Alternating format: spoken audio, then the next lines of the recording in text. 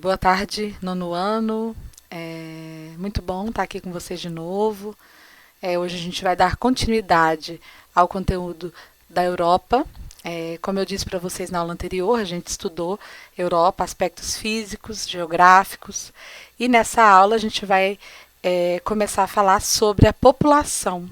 A gente vai entender um pouco da dinâmica populacional da Europa e também dos nacionalismos e alguns conflitos que este continente possui, ok? Bom, pessoal, as mudanças, né, no continente europeu não ficaram restritas à natureza, como eu disse para vocês em relação aos acidentes geográficos, a questão hidrográfica, né? Elas também atingiram as dinâmicas populacionais, né, a organização das cidades. Então, o pós-guerra, principalmente, ele modificou muito a questão populacional. Então, à medida que as cidades iam crescendo, né, ia havendo uma mudança no espaço geográfico, né, do continente europeu, e um dos fatores que determinam essa novidade populacional seria o inchaço dos centros urbanos, né, e o esvaziamento das regiões rurais, que é o primeiro fator que eu coloquei no slide. Por quê? Porque muitas pessoas acabaram saindo do campo, né, em busca de melhores condições de vida. Então, elas acabavam indo para as cidades para melhorar essa questão da qualidade de vida, tá?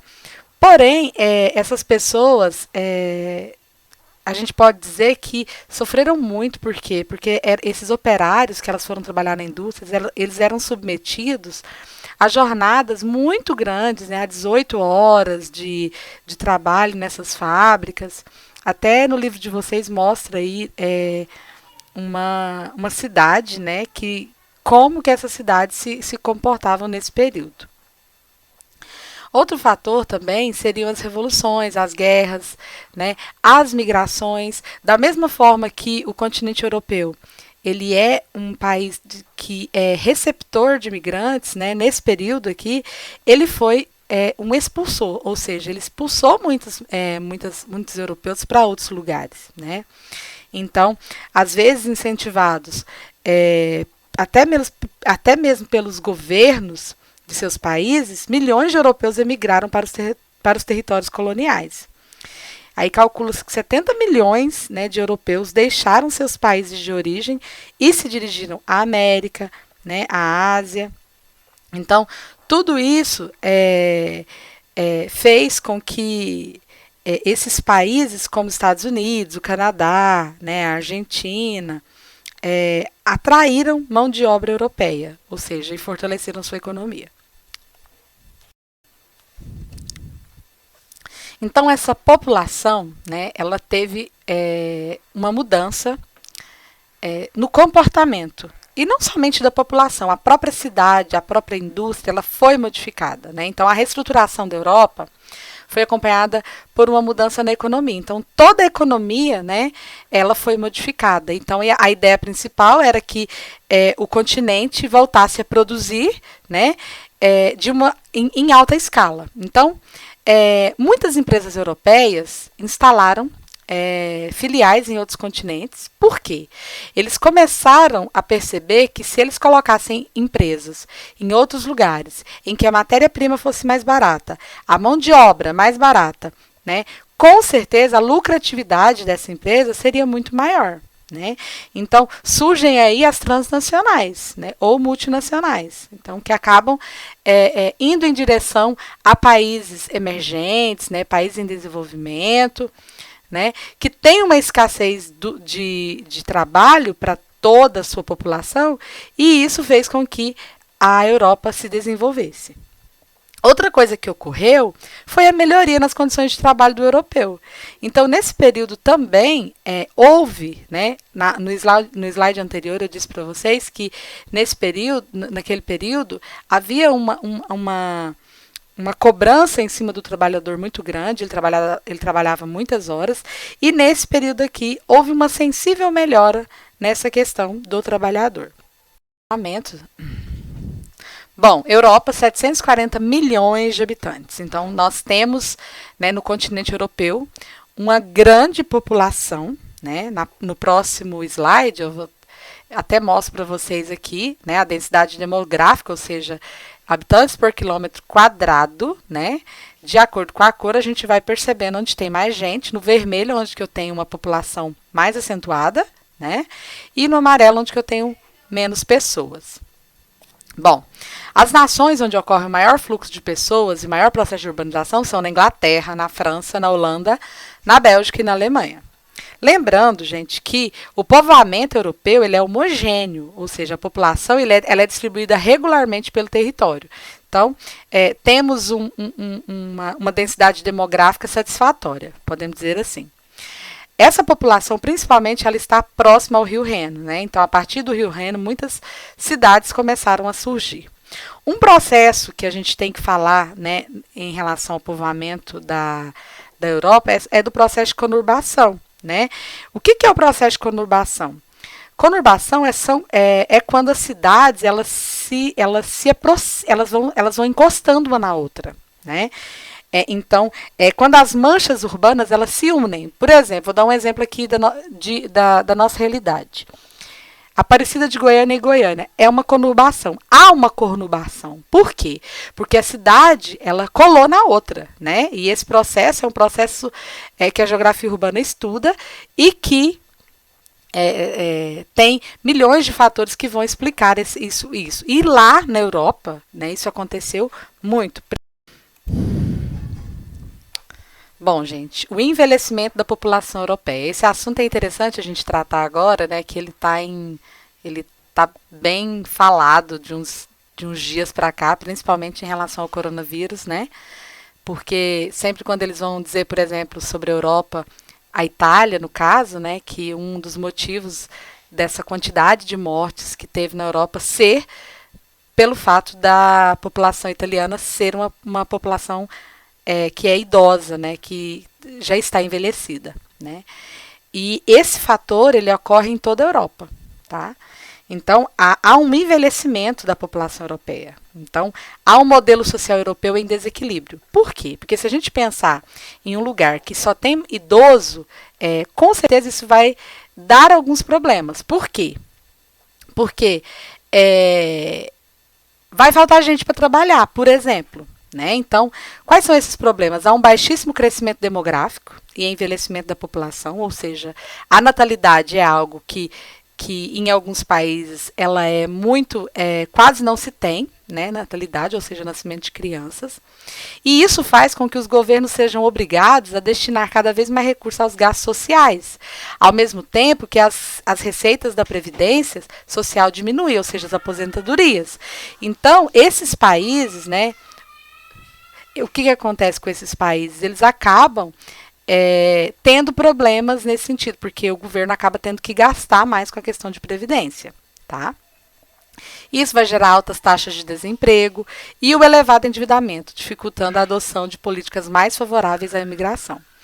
Então, há um envelhecimento da população europeia. No livro de vocês tem uma tabela que é bem interessante, que vai mostrar, né, essa questão das idades, né, de cada local, né? Por exemplo, Bélgica, 78 anos, mulheres, 83 anos. Então, ele vai fazendo toda essa análise de cada país. Bom, então, se eu tenho um envelhecimento da população europeia, eu tenho uma expectativa de vida alta e um desafio para a economia da Europa, tá? De forma bem simplória. Se eu tenho muito idoso, vai faltar muita gente para o trabalho, né? Eu tenho uma baixa natalidade e isso vai gerar um problema para o governo, que é recriar um sistema de aposentadoria e de contribuição social que seja sustentável, ok? Né? Até no livro de vocês traz um quadrinho que a população europeia está envelhecendo, né? E a OCDE, que é a Organização para a Cooperação e Desenvolvimento Econômico, vai dizer que 4 trabalhadores pagam um aposentado e em 2050 2 vão pagar vão pagar um aposentado, ou seja, será uma tragédia eminente, né? Então, a expectativa de vida alta da Europa, ela se tornou um problema, né, no sentido da economia do mundo, né? Essa migração acentuada que a gente tem lá, ela está associada a crises governamentais e problemas estruturais em seus países de origem. Então, o que a gente sabe? Por exemplo, a quantidade de brasileiros que moram no continente europeu é gigantesca. Muitas dessas pessoas vão para lá por quê? Porque elas buscam melhores condições de vida, às vezes ela era desempregada aqui no Brasil, então, em razão disso, ela vai para lá para ter o emprego e para ter, né, um salário mais digno, né? Bom, a consequência dessa questão da migração, uma será a xenofobia europeia, né? O que é xenofobia, gente? É o nome utilizado em referência ao sentimento de hostilidade e ódio manifestado contra pessoas por elas serem estrangeiras. Então, essas pessoas, né, que são de outros países, elas sofrem com a xenofobia da população europeia. Então, muitos europeus não querem pessoas de outros lugares, né? Isso se dá por uma revolta, né, que muitos europeus acabam perdendo seus empregos para pessoas estrangeiras. Então, em razão disso, né, existe esse sentimento, né, da xenofobia. Outro fator são os guetos, né, ou seja, a segregação.